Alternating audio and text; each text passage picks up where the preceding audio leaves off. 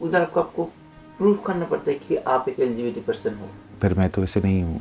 वही तो যুক্তরাজ্যের হোম সেক্রেটারি শাবানা মাহমুদ বলেছেন, আশ্রয় ব্যবস্থার অপব্যবহারে সহায়তা করা ভুয়া আইনজীবীরা আইনের সর্বোচ্চ শাস্তির মুখোমুখি হবে।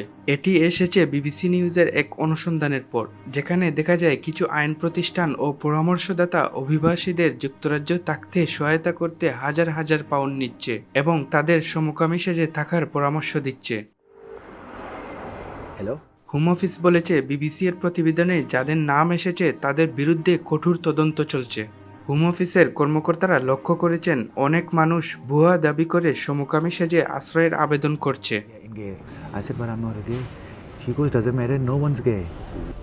Later that evening, our undercover reporter puts a face to the voice on the phone.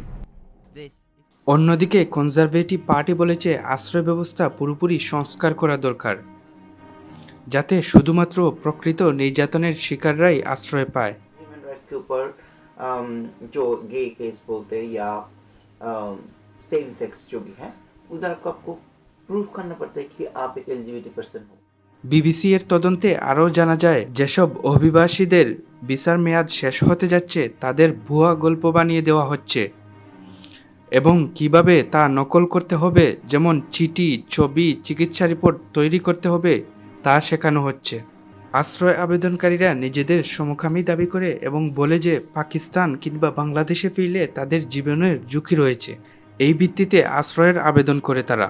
যুক্তরাজ্যের আশ্রয় ব্যবস্থা এমন ব্যক্তিদের সুরক্ষা দেয় যারা নিজ দেশে ফিরে গেলে বিপদের মুখে পড়তে পারে, যেমন পাকিস্তান ও বাংলাদেশে সমকামী সম্পর্ক আইনত অবৈধ। তবে বিবিসি এর তদন্তে দেখা যায় কিছু আইনি পরামর্শদাতা এই ব্যবস্থাকে পরিকল্পিতভাবে অপব্যবহার করছে এবং যুক্তরাজ্যে থাকতে চাওয়া অভিবাসীদের থেকে অর্থ আদায় করছে। শিফার মাহমুদ, আইকে নিউজ।